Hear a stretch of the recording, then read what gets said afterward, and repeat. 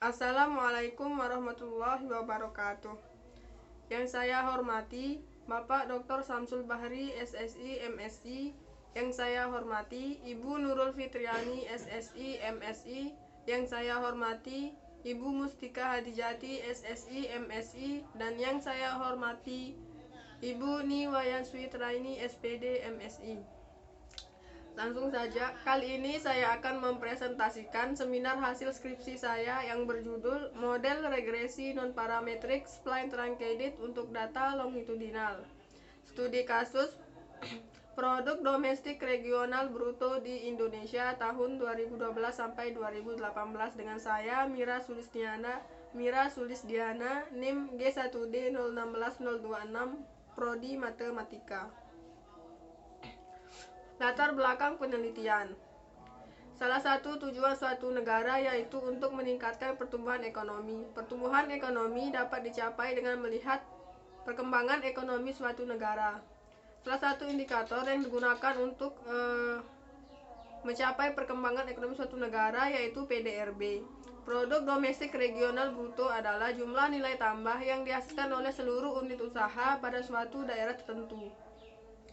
Distribusi PDRB per pulau di Indonesia tidak mengalami perkembangan yang signifikan.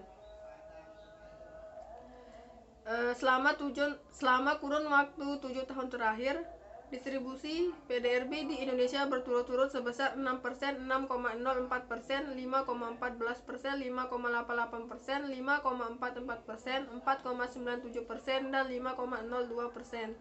Dari data dapat dilihat PDRB dari tahun 2015 sampai 2017 mengalami penurunan, akan tetapi mengalami peningkatan kembali di tahun terakhir yaitu tahun 2018. Hal ini menunjukkan bahwa kondisi perekonomian di Indonesia mengalami kemajuan. Meskipun kondisi perekonomian di Indonesia mengalami kemajuan, namun kemajuan perekonomian tidak diimbangi dengan adanya pemerataan antar provinsi, sehingga menyebabkan masalah ketimpangan ekonomi antar provinsi. Ketimpangan ekonomi antar provinsi ini menyebabkan dampak negatif, misalnya seperti terjadinya urbanisasi. Seseorang akan cenderung melakukan perpindahan pada suatu daerah yang memiliki kondisi perekonomian yang lebih baik. Untuk mengatasi masalah ketimpangan ekonomi ini, maka perlu dilakukan analisis faktor yang mempengaruhi PDRB di Indonesia. Salah satu cara untuk menganalisis data PDRB yaitu dengan menggunakan data longitudinal. Data longitudinal didefinisikan sebagai data pengamatan berulang pada setiap subjek dalam kurun waktu yang berbeda, di mana data ini merupakan gabungan dari data time series dan data cross section. Data longitudinal memiliki kelebihan yaitu estimasi lebih efisien karena dilakukan setiap pengamatan. Salah satu metode analisis untuk menganalisa data longitudinal yaitu analisis regresi. Analisis regresi merupakan analisis yang mempelajari keterkaitan antara satu variabel dependen dengan satu atau lebih variabel independen. Terdapat 3 pendekatan dalam analisis regresi, yaitu pendekatan parametrik, non-parametrik, dan semi-parametrik. Pendekatan parametrik sering digunakan karena kemudahan dalam estimasinya, akan tetapi pendekatan ini sangat terikat dengan asumsi bahwa error berdistribusi normal, homoskedastisitas, non-autokorelasi, dan antar variabel independen tidak terjadi multikolinearitas. Tidak semua model yang dihasilkan mampu memenuhi asumsi tersebut, sehingga digunakanlah pendekatan non-parametrik yang memiliki fleksibilitas yang tinggi dalam membentuk kurva dan khususnya tidak memenuhi asumsi parametrik. Salah satu metode yang banyak digunakan dalam regresi non-parameter yaitu spline truncated. Spline merupakan potongan-potongan polinomial yang memiliki sifat tersegmen dan kontinu. Regresi non-parametrik spline truncated memiliki kelebihan yaitu model ini cenderung mencari sendiri estimasi data kemanapun pola data tersebut bergerak. Hal ini dikarenakan di dalam spline terdapat titik-titik knot, yaitu titik perpaduan bersama yang menunjukkan perubahan pola perilaku data. Oleh karena itu, dalam penelitian ini saya menggunakan regresi non-parametrik spline truncated untuk data longitudinal dengan studi kasus yaitu PDRB di Indonesia. Tujuan dilakukan penelitian ini yaitu yang pertama, menentukan model regresi non-parametrik spline truncated data longitudinal pada data PDRB di Indonesia tahun 2012 sampai 2018. Yang kedua, menentukan faktor yang mempengaruhi PDRB pada setiap provinsi di Indonesia. Adapun batasan masalah yang digunakan yaitu yang pertama, model hanya mempertimbangkan 5 variabel independen, yaitu tingkat partisipasi angkatan kerja X1, penanaman modal asing X2, penanaman modal dalam negeri X3, realisasi belanja pegawai X4, dan realisasi belanja modal X5. Yang kedua, banyak titik knot yang digunakan yaitu 1 titik knot. 3. Pemilihan titik knot optimal dengan metode Generalized Cross Validation atau GCV. Model yang keempat, model spline yang digunakan yaitu spline linear. Dan yang terakhir, banyak perulangan yaitu 15 untuk pemilihan GCV minimumnya. Alat penelitian yang digunakan yaitu software RStudio dan Microsoft Excel 2007 dengan variabel penelitian ditampilkan pada tabel berikut ini. Langkah-langkah penelitian yang pertama dilanjutkan dengan mempersiapkan dan mengumpulkan data. Pada tahap ini juga dilakukan penginputan data variabel independen dan variabel dependen yang digunakan. Lalu melakukan studi awal data. Selanjutnya menentukan variabel X dan variabel Y. Variabel X kelima variabel independen yang digunakan, sedangkan variabel Y yaitu data PDRB. Selanjutnya membuat scatter plot untuk mendeteksi awal pola data. Selanjutnya menentukan nilai estimasi parameter. Setelah didapatkan nilai estimasi parameter, selanjutnya menentukan knot optimal berdasarkan GCV minimumnya. Dilanjutkan dengan melakukan pemodelan regresi. Setelah dilakukan pemodelan, selanjutnya dilakukan pengujian asumsi regresi. Pengujian asumsi regresi ini ada dua, yaitu pengujian parameter, pengujian asumsi error model. Pengujian parameter ada pengujian secara parsial dan ada pengujian secara simultan. Sedangkan pengujian error model diuji untuk mengetahui asumsi identik dan asumsi independennya. Apabila asumsi tidak terpenuhi, maka kembali ke data awal yaitu transformasi data. Sedangkan apabila terpenuhi, maka dilanjutkan ke tahap berikutnya yaitu melakukan pengujian ketepatan model dengan menggunakan R-square, kemudian membuat hasil dan pembahasan, lalu terakhir menarik kesimpulan dan saran. Selesai. Data longitudinal. Data menurut Kamus Besar Bahasa Indonesia adalah keterangan atau bahan nyata yang dapat dijadikan dasar kajian, analisis atau kesimpulan. Berdasarkan dimensi waktunya, data dibedakan menjadi data cross-section, time series, dan longitudinal. Data cross-section adalah data antar subjek yang berbeda pada suatu waktu tertentu. Data time series adalah data pada suatu objek sepanjang periode waktu tertentu. Sedangkan gabungan dari kedua data dinamakan dengan data longitudinal, sehingga data longitudinal memiliki sifat keduanya yaitu antar waktu dan antar individu. Sehingga dapat dikatakan data longitudinal merupakan data yang diperoleh dari pengukuran berulang pada setiap subjek dalam kurun waktu yang berbeda.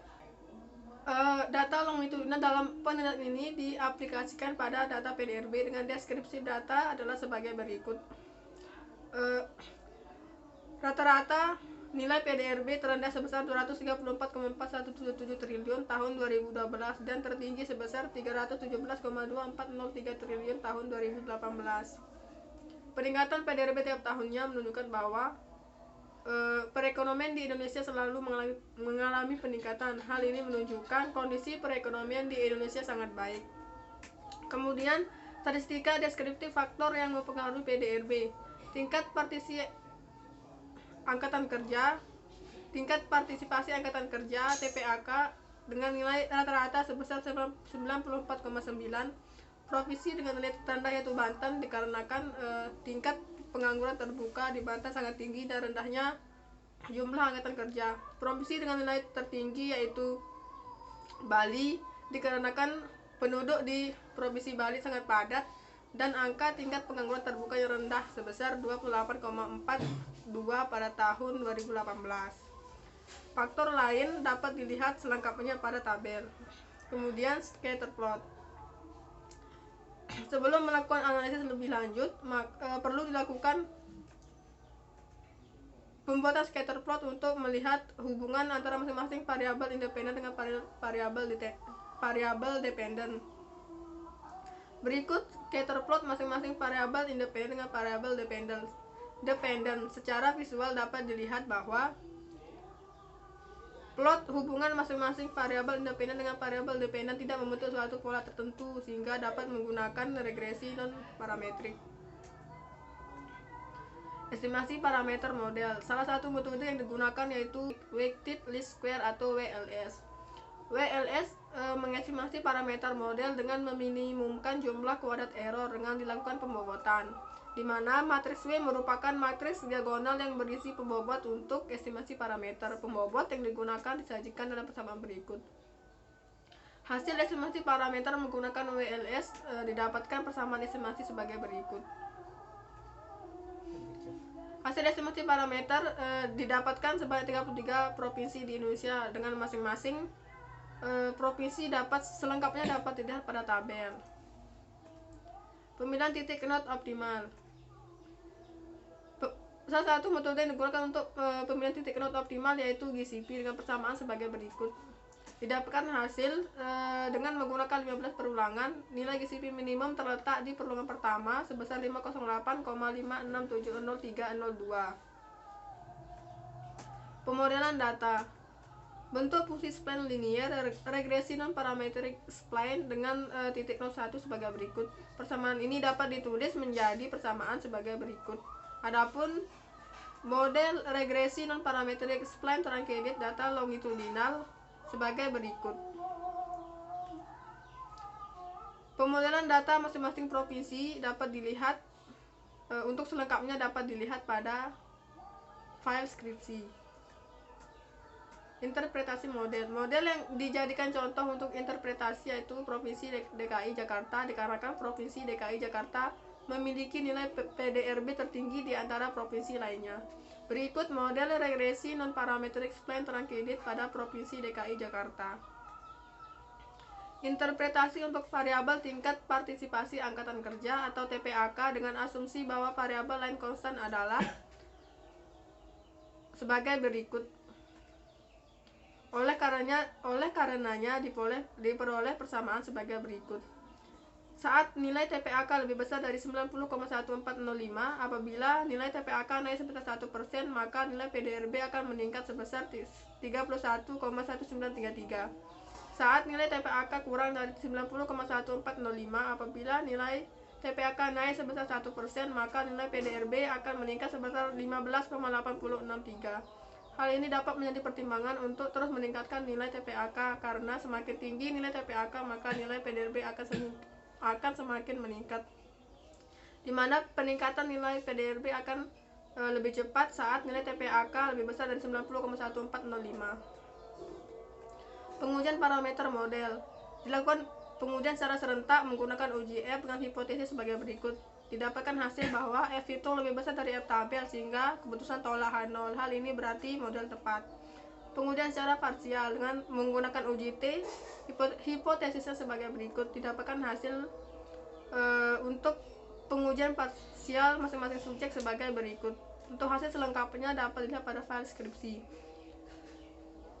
Berdasarkan tabel dapat dilihat bahwa setiap satu variabel independen memiliki dua parameter. Sebagai contoh, variabel TPAK memiliki parameter alpha 133 dan beta 1331, di mana ada yang bernilai terima H0 dan tolak H0. Terima H0 berarti tidak signifikan dan tolak H0 berarti signifikan. Apabila terdapat salah satu yang signifikan di antara keduanya, maka keputusannya keduanya dianggap signifikan. Parameter signifikan menandakan variabel berpengaruh terhadap variabel. Parameter yang signifikan menandakan variabel independen yang berpengaruh terhadap variabel dependen dan sebaliknya. Dari hasil pengujian parsial juga didapatkan variabel independen yang mempengaruhi PDRB tiap provinsi berbeda-beda, dan berikut disajikan dalam tabel variabel independen yang mempengaruhi PDRB tiap provinsi di Indonesia. PDRB dipengaruhi oleh TPAK di Provinsi Aceh, Sumatera Utara, Sumatera Barat, dan seterusnya. Selengkapnya dapat dilihat pada tabel. Pengujian asumsi error. melakukan pengujian asumsi identik dengan menggunakan uji Glaser. Hipotesis yang digunakan adalah sebagai berikut. Didapatkan hasil bahwa dengan menggunakan tingkat signifikansi alfa 5%, nilai p-value lebih besar dari alfa. Hal ini berarti terima H0. Dengan kesimpulannya error memenuhi asumsi identik. Pengujian asumsi independen dengan menggunakan uji durbin Watson. Hipotesis yang digunakan adalah sebagai berikut. Hasil pengujiannya dengan nilai DW 1,0879 didapatkan keputusan terdapat autokorelasi. Autokorelasi dapat diatasi dengan transformasi data menggunakan transformasi Box-Chop. Pengujian ketepatan model. Pengujian ketepatan model menggunakan koefisien determinasi R-square yang bertujuan untuk melihat seberapa besar model yang dihasilkan mampu menjelaskan variabilitas data, dan berikut merupakan hasil perhitungan R-square. Didapatkan nilai R-square sebesar 0,9999899. Hal ini berarti ketepatan model besar sebesar 99,98999%. Maka dapat dikatakan bahwa model data PDRB di Indonesia tepat dan metode yang digunakan merupakan metode yang baik. Nilai R-square juga menunjukkan bahwa sebesar 99,98999% model dapat menjelaskan keragamannya. Hal ini berarti variabel independen secara bersama-sama berpengaruh terhadap variabel dependen sebesar 99,98999%, sedangkan sisanya dipengaruhi oleh variabel lain di luar model. Berikut merupakan grafik taksiran data dengan data asli. Dengan gambar yang berwarna biru merupakan taksiran data dan yang berwarna merah merupakan data asli. Didapatkan hasil titik plot antara data taksiran dan data asli berhimpit. Hal ini berarti nilai taksiran data sudah mendekati data aslinya. Kesimpulan pertama, berdasarkan nilai GCP minimum dan dengan nilai R-square sebesar 99,98999%, maka diperoleh model regresi non-parametric spline untuk data longitudinal sebagai berikut. Dengan I adalah banyaknya provinsi dan J banyaknya waktu pengamatan. Faktor yang mempengaruhi faktor yang mempengaruhi PDRB tiap provinsi yaitu PDRB dipengaruhi oleh TPAK di Provinsi Aceh, Sumatera Utara, Sumatera Barat, dan lainnya. Untuk selengkapnya dapat lihat pada tabel. Saran pada penelitian ini menggunakan regresi spline linier dengan 1 titik node, sehingga pada berikutnya dapat dipertimbangkan menggunakan spline kuadratik ataupun kubik dengan titik node lebih dari 1 titik node. Yang kedua, penelitian berikutnya dapat dipertimbangkan menambah jumlah variabel yang diduga berpengaruh terhadap PDRB. Yang ketiga, pada penelitian selanjutnya dapat dikembangkan dengan menambahkan tujuan, yaitu membentuk estimasi interval kepercayaan dengan pendekatan pivotal quantity dan lainnya. Yang keempat, pemerintah dapat menjadikan model prediksi sebagai bahan pertimbangan mengenai kesenjangan ekonomi terjadi antar provinsi di Indonesia. Dan berikut merupakan referensi yang saya gunakan. Terima kasih, sekian presentasi dari saya, kurang lebihnya saya mohon maaf. Assalamualaikum warahmatullahi wabarakatuh.